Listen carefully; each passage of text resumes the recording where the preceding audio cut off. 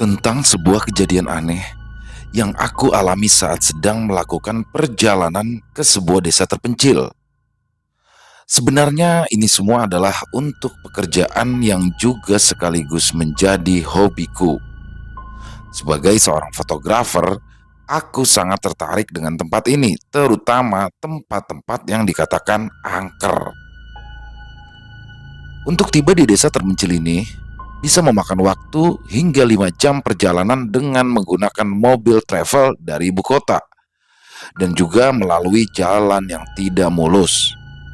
Dan karena perjalanannya yang cukup jauh, membuat badanku rasanya remuk redam. Tidur adalah satu-satunya hal yang aku perlukan saat ini. Ada satu penginapan di desa ini. Dari sumber yang kudapatkan, ini adalah penginapan terbaik yang berada di desa ini. Setidaknya aku juga melihat beberapa wisatawan lain datang ke penginapan yang sama. Harga yang ditawarkan sangat murah, di bawah harga rata-rata. Sayangnya, itu memang hanya untuk biaya penginapan 1 hari saja. Sedangkan untuk konsumsi, aku pun masih harus mencari warung makan di luar. Ini kunci kamarnya. Tolong patuhi peraturan yang ada di sini dan dijaga ketertibannya. Selamat beristirahat, ucap resepsionis berbaju batik itu dengan sopan. Ya, baik, jawabku membalas senyum manisnya itu. Kamar 20. Kulihat angka itu di depan pintu, angka yang sama dengan yang berada di kunciku. Kamarku ini berada di paling ujung. Jumlah kamar yang ada di penginapan ini hanya ada 20 kamar. 10 kamar yang berhadap-hadapan yang dipisahkan oleh satu lorong panjang dengan pencahayaan yang tidak begitu terang. Wow, di luar dugaan. Kamarnya ternyata cukup bagus. Ada satu tempat tidur dan juga satu lemari baju, meja dengan sebotol air minum serta telepon kabel. Gak ada kamar mandi di dalam. Oke, tak apa. Aku pun mengecek seisi ruangan, kuletakkan ransel dan koperku di samping tempat tidur, lalu aku bantingkan diriku ke atas kasur hingga terlelap dalam beberapa jam. Aku pun terbangun dan mulai melihat ke sekelilingku. Jam 11 malam, nyaris jam 12, itulah yang kulihat pada jam tanganku. Aku beranjak bangun dari tempat tidur dan meraih sebotol air mineral yang berada di atas meja. Aku pun baru sadar jika aku belum makan apapun sejak siang tadi. Pantas, rasanya lapar, pikirku. Aku pun mencoba menanyai resepsionis tadi di mana aku bisa membeli makanan malam ini. Sayangnya memang tidak ada yang menjual makanan saat tengah malam.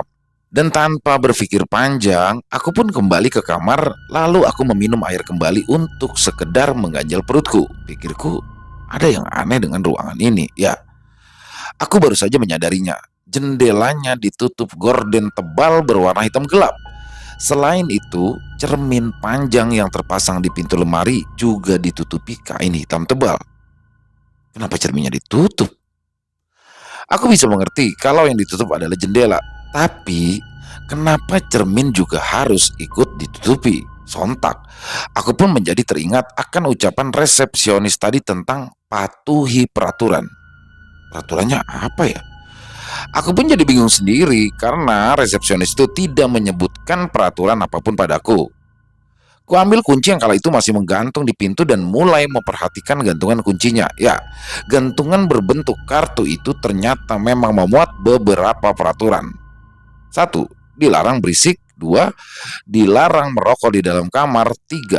Dilarang bercermin saat malam hari. Dan 4. Dilarang membuka gorden jendela kamar baik siang ataupun malam hari. 2 peraturan terakhir, itu yang aku tak mengerti. Kenapa bisa dilarang? Apa sebenarnya yang berada di balik jendela? Dan memangnya, kenapa kalau aku bercermin sekarang pada malam hari? Memangnya apa yang akan terjadi? Semua pertanyaan itu pun kini memenuhi otakku, penuh tanda tanya, rasa penasaran, tapi aku juga merasa takut untuk membuka kain yang saat ini menutupi seluruh bagian cermin. Keesokan harinya, setelah mencari sarapan, aku pun langsung bersiap untuk mengunjungi beberapa spot wisata yang berada di desa ini. Aku mulai mempersiapkan lensa kameraku dan segala sesuatu yang mungkin akan aku perlukan nanti. Saat berada di lobi, aku sempat berkenalan dengan salah seorang wisatawan yang menginap di kamar 19. Kala itu ia datang bersama istrinya. Mereka turis luar daerah, sama sepertiku. Kami sedang bulan madu, ujar pria yang kutaksir umurnya berusia 40 tahunan. Benarkah? Pikirku itu selera yang unik. Selamat atas pernikahan kalian, ujarku lagi. Thank you. Ya, namanya Robert. Kulihat tangannya yang tak pernah lepas menggenggam tangan sang istri yang bernama Adele. Kita berangkat 5 menit lagi, ucap pemandu wisata yang telah ditugaskan oleh pihak penginapan itu. Aku punya banyak waktu. Selagi yang lain siap-siap, ku tinggalkan lobi dan aku menuju bagian luar jendela kamarku. Apa yang aneh? Aku pun coba memperhatikan setiap jengkal daerah ini. Menurutku tak ada alasan logis hingga aku tidak boleh membuka jendela. Semuanya terlihat normal.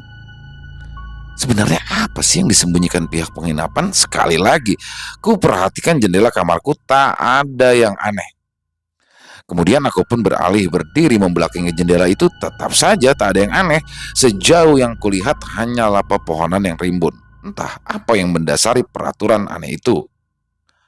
Aku juga belum berani membuka tirai yang menutupi cermin lemari. Semalam aku hanya membuka lemarinya saja. Dan memang tidak ada yang aneh di sana. Itu hanyalah lemari baju biasa yang kosong dan sedikit berdebu. Mungkin pulang nanti aku akan membuka penutupnya. Peraturannya kan hanya tidak boleh bercermin saat malam hari kan? Seharian aku memotret banyak hal, mulai dari bangunan, sekolah tua yang kabarnya berhantu, sumur peninggalan zaman Belanda, hingga 3 makam tua tanpa nama. Dan tujuan terakhir dari tur wisata horor kami adalah sebuah air terjun kembar setinggi 20 meter. Saat itu Robert sudah tahu jika aku adalah seorang fotografer. Dan karenanya ia pun memintaku untuk ikut mengabadikan momen kebersamaan dirinya dengan sang istri. Saat malam hari, kami pun sudah kembali ke penginapan. Aku mulai memeriksa foto-foto yang sudah kuambil seharian tadi, terutama foto Robert. Karena aku harus menyerahkan soft copy-nya besok pagi sebelum mereka pulang. Apa ini? Kala itu aku mulai bingung ketika melihat foto-foto di layar laptopku. Aku sangat yakin tak pernah mengambil foto Robert seorang diri. Mereka selalu berfoto berdua di semua tempat yang kami singgahi. Namun aneh, semua foto yang kuambil hanyalah fotonya seorang diri. Tok tok tok. Aku buru-buru mengetuk pintu kamar yang bersebelahan denganku. Robert, Robert, tok tok tok. Adele, Robert, kalian di dalam? Ternyata pintunya tidak terkunci. Sepertinya mereka tidak berada di dalam karena kamarnya gelap. Robert, kuhidupkan lampu kamarnya terlebih dulu. Kalian di dalam? Ah, sial. Sepertinya hal yang buruk sudah terjadi pada mereka. Kulihat kopernya masih ada dan tirai kamarnya justru terbuka lebar. Segera aku pun berlari masuk untuk menutup tirai itu. Namun apa yang aku lihat kala itu justru membuatku tercengang. Sejauh yang kulihat di luar sana hanyalah hamparan makam yang jumlahnya entah berapa banyak. Mustahil. Aku sudah memastikannya pagi tadi. Di luar jendela ini hanya ada pepohonan yang rimbun, bukanlah makam. Tanpa berpikir panjang lagi, segera aku tutup gorden hitam itu dan berlari keluar. Robert, aku nyaris menabrak di depan kamar. Adele mana? Dia hanya menjawabku dengan gelengan kepala. Apa maksudmu? Adele, di mana dia? Dia hilang. Jawabnya dengan suara bergetar. Dia benar-benar hilang dan aku tak bisa menemukannya. Ini semua salahku. Ini salahku. Robert, tenang dulu Robert. Tidak. Ini salahku. Robert, tenang dulu. Bisakah kamu jelaskan apa yang sudah terbenar juga? Ia langsung memotong ucapanku dan langsung bergegas masuk ke dalam kamarnya. Cermin. Robert, aku menyusul ke dalam kamar dan mendapati kala itu ia sedang berdiri menghadap cermin yang masih ditutupi kain hitam. Robert, apapun yang kau pikirkan, jangan buka kain itu. Tadi malam Adele bercermin di sini sehabis mandi, dan hari ini dia menghilang. Loh, kenapa tidak kamu larang? Brad tidak menghiraukanku. Dia pun langsung menyingkap kain itu dan Adele, Robert terduduk lemas ketika, ya, bukan Robert kala itu yang kulihat di cermin, tapi Adele yang sedang menyisiri rambutnya. Ia terlihat seperti orang yang baru selesai mandi. Coba ku tarik Robert, tapi kala itu ia tetap tak bergerak dari duduknya. Perlahan, bayangan Adele pun mulai memudar dan kini Robert mulai nampak di cermin itu. Sial. Aku pun berlari keluar untuk meminta bantuan resepsionis atau siapapun yang bisa kutemui dan sialnya memang tidak ada orang di lobi. Bahkan aku pun berlari keluar penginapan dan sama saja tak ada seorang pun yang bisa kumintai bantuan. Cekrek. Keadaan pun memburuk. Lampu penginapan justru padam. Ku ambil handphone di saku celanaku dan menggunakan cahaya blitznya sebagai penerangan. Apa? Apa yang kulihat saat ini sangatlah berbeda dengan yang aku lihat sebelumnya. Ya, penginapan ini sepertinya sudah lama tidak ditinggali. Padahal beberapa detik yang lalu semuanya masih baik-baik saja. Perlahan, aku pun mulai melangkah masuk menuju lorong di antara kamar-kamar yang ada dan semuanya benar-benar terlihat seperti sudah lama ditinggalkan. Debu, atap yang bocor, dinding yang mulai lapuk, bahkan beberapa nomor kamar sudah tidak ada. Kamar 19. Aku pun mengintip masuk dan melihat ke dalam. Cermin lemari di kamar itu tidak tertutup dan tepat di depannya terdapat satu kerangka manusia. Robert. Tanpa berpikir panjang lagi, aku pun kembali ke dalam kamarku dan mengambil semua barang-barang milikku.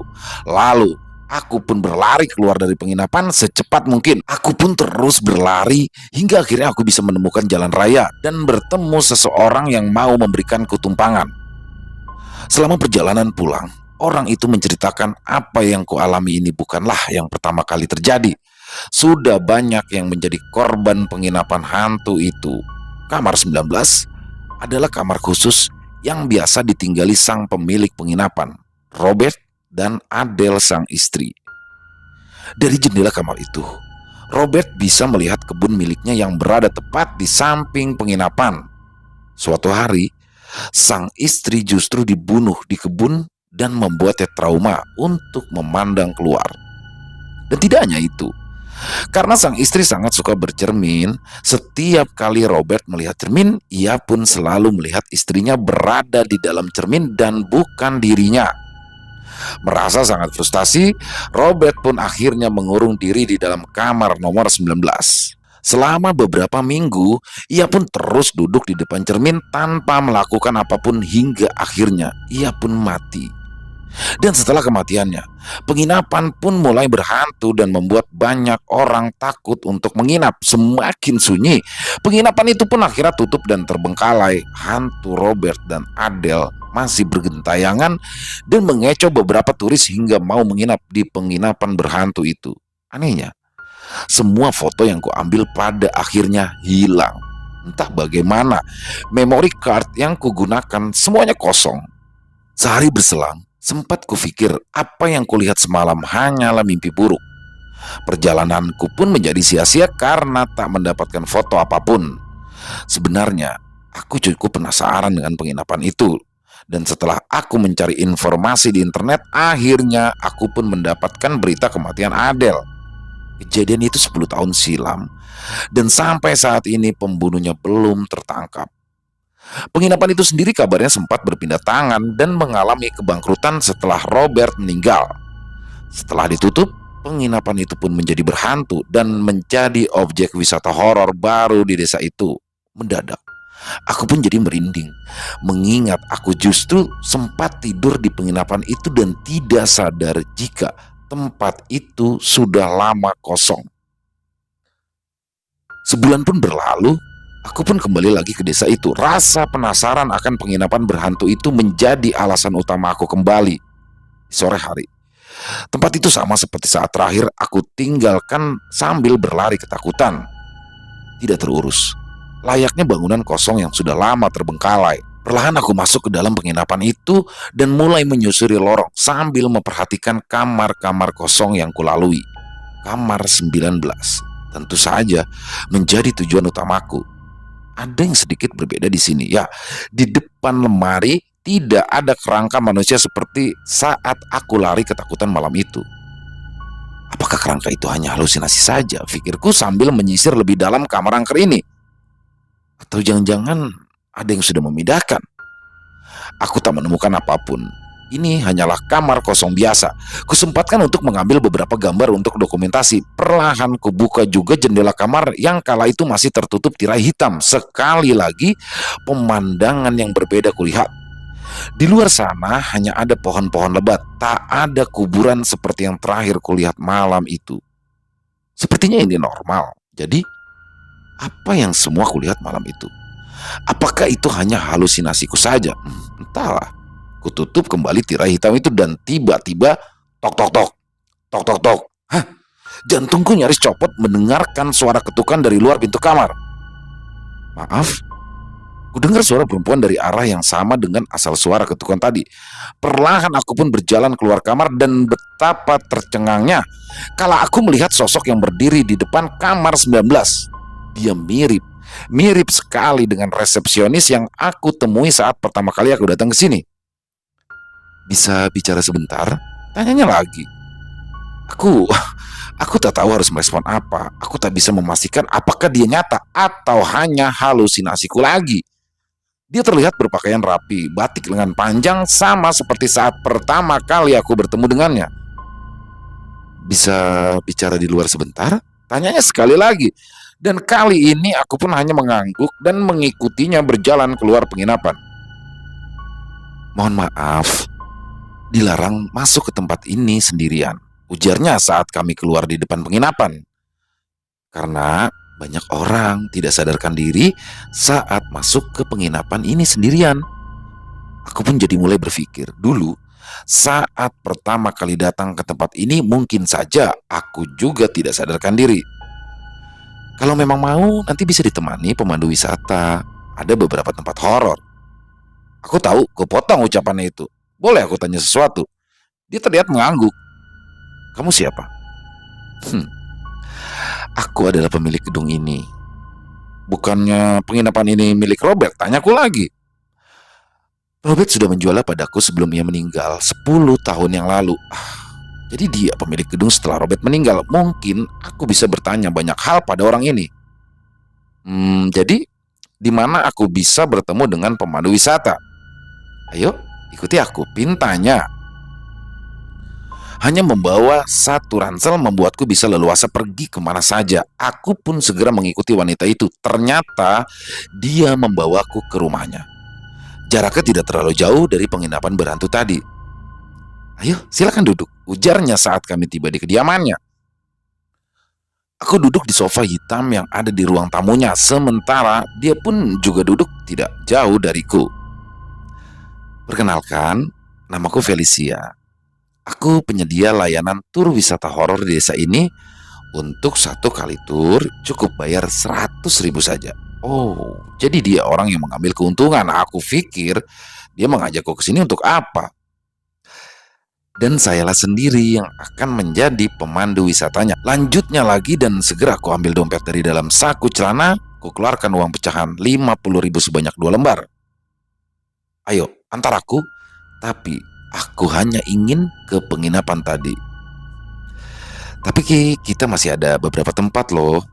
Tidak perlu. Aku hanya tertarik dengan penginapan itu. Oke, jawabnya mengangkat sebelah alis. Mau diantar sekarang? Ya tentu. Ia pun membawaku kembali ke penginapan berhantu itu.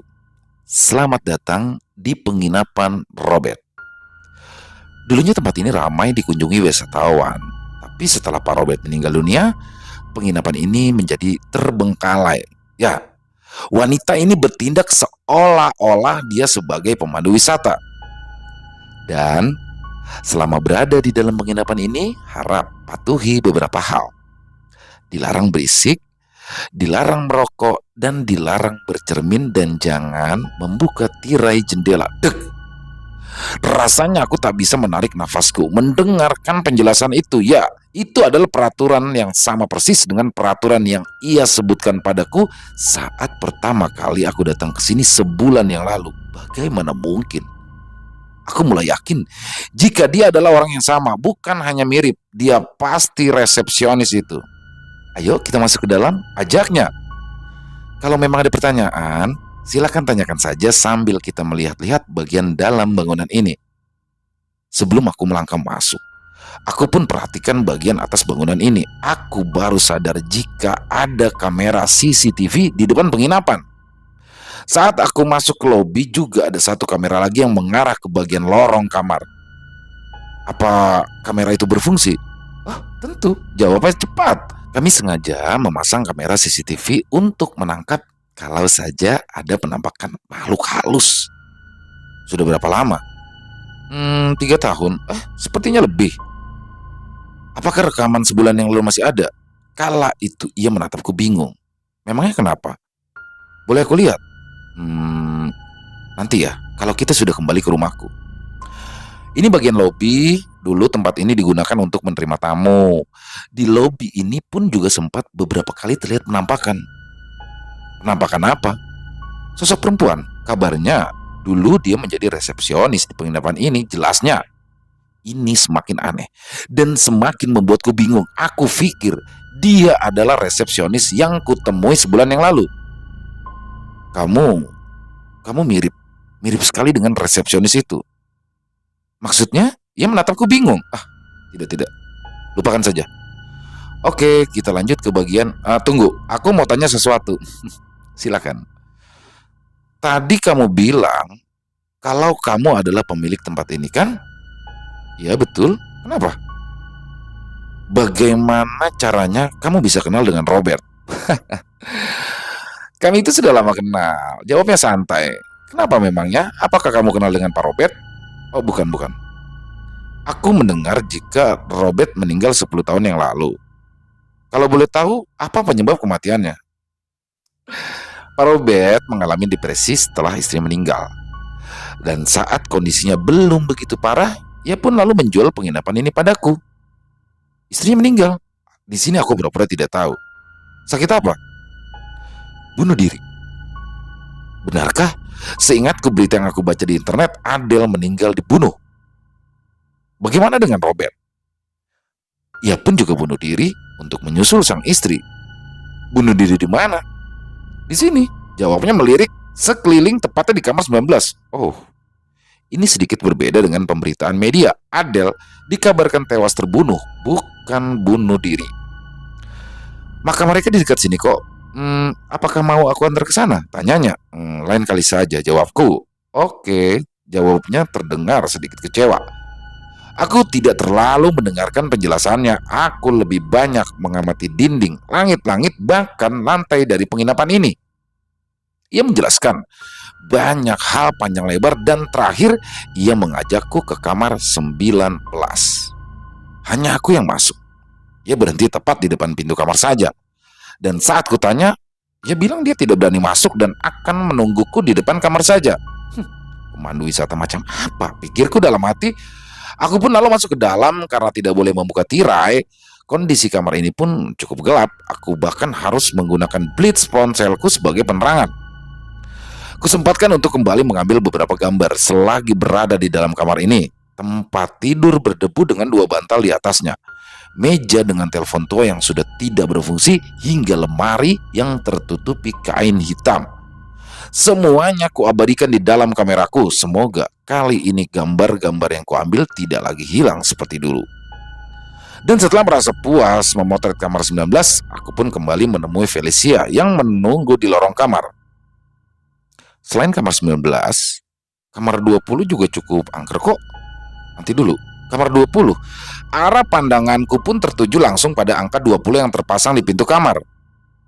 Ada apa di kamar 20?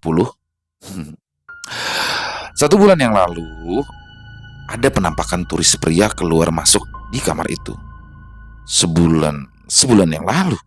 Aku mulai merasa kalau yang ia bicarakan itu justru adalah aku. Boleh aku lihat rekaman CCTV-nya? Boleh, tapi rekamannya ada di rumah. Kami pun akhirnya memutuskan untuk kembali ke rumah Felicia untuk melihat rekaman CCTV yang dimaksud. Sempat kupikir ia memantau penginapan itu secara streaming. Nyatanya tidak. Ia baru akan mengambil rekaman CCTV-nya setiap akhir bulan. Aku menggunakan rekaman CCTV untuk mencari penampakan makhluk tak kasat mata. Kalau ada, ya akan langsung ku upload ke internet, jelasnya sambil mencari-cari folder rekaman bulan lalu di komputer miliknya. Kan kalau viral, tempat ini semakin banyak yang tahu dan semakin banyak turis. Lagi-lagi, yang ia pikirkan hanyalah soal uang dan uang. Ini, penampakan yang kau maksud, belum sempat ku upload. Ku perhatikan dengan teliti video rekaman itu. Wajahku memang tidak terlihat jelas, tapi aku bisa mengenali itu. Ya, itu adalah diriku. Aku sangat mengenali koper yang aku bawa. Coba lihat. Ia masuk ke kamar 20. Lalu, apa yang terjadi? Hilang. Singkatnya, hantu itu kembali muncul setelah 2 hari. Lihat ini. Kuperhatikan video yang ia maksud dan benar saja itu aku saat bergegas keluar penginapan karena ketakutan. Lucu ya, ia berlari begitu saja. Bagaimana kalau ternyata itu manusia? Aku coba memastikan kalau dia tidak mengenaliku di video itu. Ia berjalan seperti manusia. Manusia? Manusia siapa yang mau tidur 2 hari di tempat seperti itu? Benar juga. Sekarang mulai masuk akal kenapa hasil foto yang aku ambil bulan lalu semuanya hilang. Bukan hilang. Lebih tepatnya, aku memang tidak pernah mengambil satu foto pun saat itu. Aku datang ke penginapan itu tidak sadarkan diri selama 2 hari. Dan selama tidak sadarkan diri itu, mungkin jiwaku yang melayang kemana-mana. Jadi sebenarnya itulah yang terjadi. Mendadak aku di sini menjadi merinding memikirkannya. Oh iya, tadi kamu bilang mau lihat rekaman sebulan yang lalu. Mau lihat rekaman full sebulan? Tidak jadi, tolakku. Lagi pula aku sudah tahu jawabannya. Loh, kenapa tiba-tiba menolak?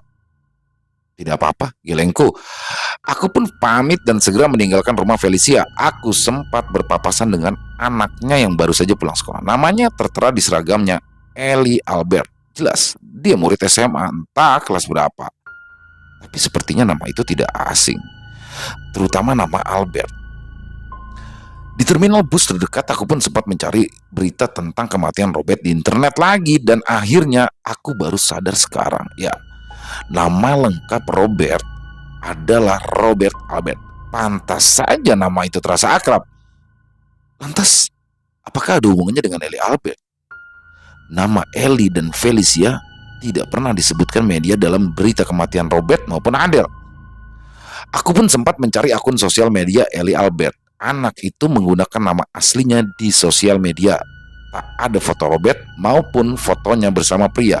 Namun begitu, ia terlihat cukup sering menggugah foto bersama ibunya Felicia. Dan ternyata Felicia pun juga menggunakan nama aslinya di sosial media, Felicia Albert. Dari sekian banyak foto yang ia upload, tak ada foto Robert. Setelah sekian lama menunggu, aku pun justru tidak jadi naik saat bus yang kutunggu sudah datang. Diam-diam, aku kembali ke penginapan itu. Hari pun semakin gelap. Aku masuk bersembunyi di kamar 19. Kutarik satu-satunya meja yang ada di kamar ini dan menggunakannya untuk menahan pintu kamar. Kubuka selebar-lebar tirai hitam yang menutupi jendela. Kain hitam yang menutupi cermin lemari juga kutanggalkan. Segera aku bersihkan debu yang ada di atas tempat tidur dan berbaring di atasnya. Perlahan, kupejamkan mataku dan mulai terlelap. Ya, jika tidur di kamar 20, aku bisa bertemu Robert, semoga saja. Dengan tidur langsung di kamar 19 ini, aku bisa melihat kejadian lainnya dengan lebih jelas. Perlahan, terasa semakin sunyi dan semakin sunyi. Aku pun mulai kehilangan kesadaranku. Entah berapa lama aku kembali tersadar. Gelap. Sepertinya aku gagal. Kulihat jam di ponselku kala itu sudah lewat jam 11 malam. Pikirku, ya sudah. Padahal aku sangat ingin tahu hubungan Felicia dengan Robert. Sepertinya mereka berdua punya hubungan gelap. Segera aku ambil ranselku dan bergegas keluar kamar. Aku kala itu benar-benar dibuat tercengang sesaat setelah membuka pintu kamar. Lampu lorong menyala. Dinding, lantai, langit-langit semuanya nampak baik-baik saja. Spontan aku pun langsung menghidupkan lampu kamar 19 ini dan semuanya juga terlihat baik-baik saja. Kamar ini terlihat sangat terawat dan kala itu aku melihat seorang wanita yang sedang terlelap di atas tempat tidur. Adele. Buru-buru kupadamkan lampu di kamar ini. Ternyata aku berhasil. ini jelas bukan dunia nyata. Aku berjalan perlahan menuju lobi dan langkahku terhenti sejenak ketika kulihat Felicia berdiri di balik meja resepsionis sementara Robert di sisi sebaliknya. Kala itu mereka berdua terlihat cukup akrab. Benar-benar dugaanku sebelumnya. Tentu mereka ada hubungan yang tidak benar. Saat istrinya sedang terlelap tidur, ia justru asik berbicara dengan wanita lain. Maaf, aku menghampiri mereka. Bisa minta tolong? Tak ada satupun dari mereka yang meresponku, seolah aku tidak ada. Apa mereka tidak bisa mendengarku? Bukan. Bukan. Ini adalah kejadian masa lalu. Aku hanya bisa melihat saja dan tidak bisa terlibat langsung di dalam. Mereka berbicara sangat mesra satu sama lain seperti sepasang kekasih. Tak lama Felicia meninggalkan meja kerjanya dan beranjak pulang meskipun kala itu di luar hujan cukup lebat. Sepertinya jam kerjanya memang sampai jam 12 malam saja. Dan setelah ia pulang, kulihat Robert kala itu menutup pintu depan penginapan dan masuk kembali ke kamar 19. Tak lama berselang, Adele justru keluar dari dalam kamar itu. Ia bahkan terus berjalan keluar dari penginapan. Mau kemana dia? Aku pun coba menyusulnya keluar, tapi sosoknya seolah hilang di telan lebatnya hujan. Aku kehilangan jejak. Sesekali kelihatan merah yang langsung disusul gelegar petir yang sangat keras. Kututup telingaku rapat-rapat dan berlari masuk ke lobi penginapan. Dar! Dentuman keras petir sekali lagi dan ceklek, lampu penginapan padam. Segera aku mengambil handphone untuk menggunakan cahaya blitznya.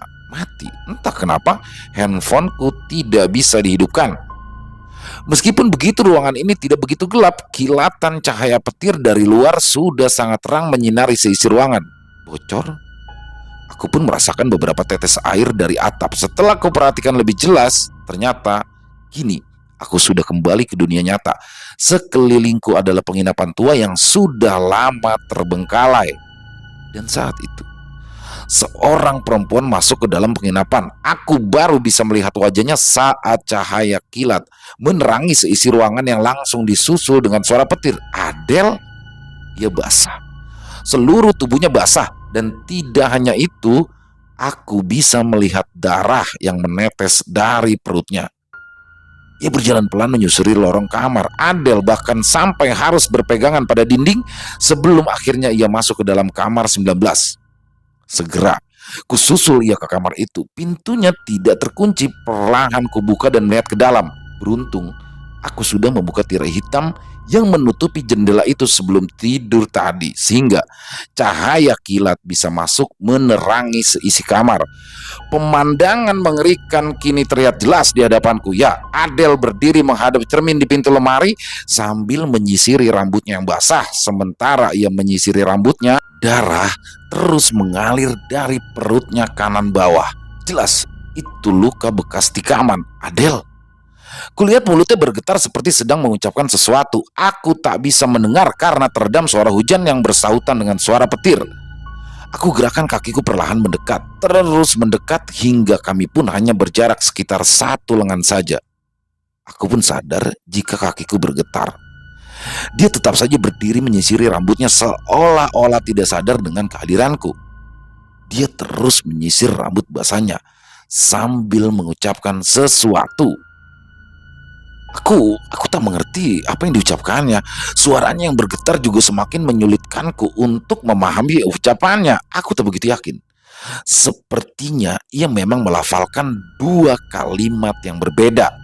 Ya, dia terus-menerus mengulangi kalimat yang sama dengan suara bergetar dan nafas yang terputus-putus. Aku melangkah mundur hingga kembali ke pintu kamar, sementara Adele masih tetap di depan cermin menyisiri rambutnya. Tak lama berselang, ia pun berhenti menyisir. Kepalanya pun bergerak perlahan berbalik ke arahku berdiri saat ini. Tatapan matanya begitu mengerikan, sekilas seperti menyiratkan rasa sakit dan dendam. Mulutnya kembali bergetar, seperti ingin memberitahu sesuatu padaku. Felicia, Felicia, ujarnya serak. Felicia, suaranya semakin keras.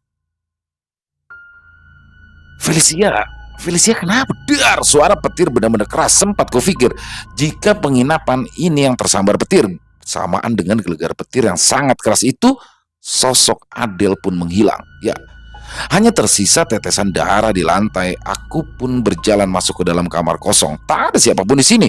Langsung saja ku ambil ranselku dan berlari keluar. Sesuatu yang mencengangkan terjadi. Mataku pun dibuat silau oleh kilatan lampu merah biru yang berkedip bergantian. Polisi. Ada beberapa mobil polisi dan juga ambulans, bahkan tim pemadam kebakaran. Kulihat 4 orang dari kepolisian membawa sebuah tandu berisi jasad yang terbungkus plastik mayat. Mereka pun langsung memasukkannya ke dalam ambulans. Aku tak bisa memastikan siapa orang di dalam kantung jenazah itu. Satu yang pasti, bisa kulihat dengan jelas Ellie menangis di sebelahnya. Sesaat setelah mayat itu dinaikkan ke dalam mobil, Ellie pun juga naik. Yang mengerikan, kala itu aku melihat sosok Robert yang ikut duduk di samping Ellie. Sementara selang beberapa saat mobil itu pergi, sosok Adele juga sempat terlihat sebelum akhirnya menghilang. Dan sejak kejadian itu, aku pun tidak bisa lagi membedakan mana halusinasi dan mana kejadian nyata. 1 tahun kemudian, aku menjalani banyak terapi untuk memulihkan mentalku. Tidak sia-sia, belakangan aku pun sudah mulai jarang berhalusinasi. Belakangan, kasus kematian Robert kembali mencuat ke media setelah polisi menemukan pelaku pembunuh Adele. Ya, orang itu tak lain adalah Felicia. Sayangnya polisi tidak sempat menghukumnya karena saat dikejar polisi, ia pun panik dan meloncat ke dalam sumur tua peninggalan Belanda. Nyawanya tak terselamatkan.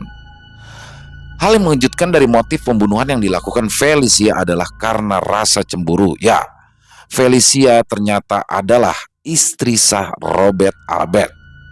Dan karena bosan di rumah, ia pun menjadi resepsionis di penginapan yang didirikan Robert. Sementara Adele sendiri adalah istri gelap dari Robert.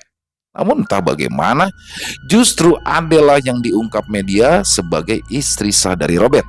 Sementara nama Felicia tidak pernah disebutkan.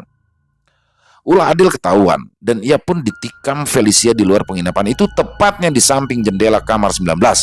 Adele sempat masuk kembali ke kamar 19 dan melepaskan ilmu kecantikan yang ia gunakan semasa hidupnya. Ilmu itu membuatnya selalu terlihat menarik di mata pria. Ia pun terus membaca mantra di depan cermin sambil menyisiri rambutnya untuk melepas ilmu kecantikan yang ia amalkan. Maka akan menyisakan kutukan. Siapapun yang bercermin di cermin yang sama setelah kematian Adele, maka orang itu akan menjadi tumbal. Dan sialnya, justru Robertlah yang bercermin. Itu terjadi tanpa sengaja saat ia berusaha menolong Adele yang terkapar di depan lemari. Di saat itulah bayangan Robert terpantul di cermin, hingga akhirnya ia pun juga meninggal secara misterius. Selesai. Wow. Ini kisahnya keren banget ya. Ini kisah mungkin yang diadopsi dari luar ya, kisahnya dari nama-namanya. Dan tapi luar biasa, dan ini fiksi ya, ini fiksi tapi ini horornya dapat banget, dan saya pribadi ketika membawakannya ini seperti masuk di dalamnya. Dan semoga semua teman-teman suka ya, terhibur dengan kisah ini, terutama para pecinta atau penikmat horor. Karena pecinta atau penikmat horor sejati tidak peduli mana fiksi, mana nyata. Yang penting kisah ini bisa dapat terdengar horor. Dan oke, silakan buat yang punya komentar silakan bisa tulis di kolom komentar, dan buat yang suka dengan videonya bisa diklik tombol like-nya, tombol jempolnya. Buat yang belum subscribe bisa diklik tombol merah subscribe-nya. Jangan lupa loncengnya dinyalakan agar bisa terus mendapatkan notifikasi dari konten-konten yang akan kami upload selanjutnya. Dan untuk yang masih suka nanya, ini adalah channel Ilo Bercerita, yang mana ini adalah anak cabang dari Extreme Movie. Ini sama-sama channel aku, tapi di channel Ilo Bercerita ini sekali lagi kita lebih bisa berkreasi ya. Jadi nggak hanya based on true story, tapi fiksi, urban legend, dan lain-lain tetap kami sikat. Dan semoga tetap menghibur ya, semoga tetap menghibur. Dan di akhir kata saya mengucapkan permohonan maaf apabila ada kesalahan dalam berkata-kata dalam pembawaan kisahnya tadi. Sampai jumpa di konten-konten kami selanjutnya, masih bersama saya Ilo. di Ilo Bercerita. Salam sehat, sukses selalu untuk kita semua. Amin, amin ya robbal alamin.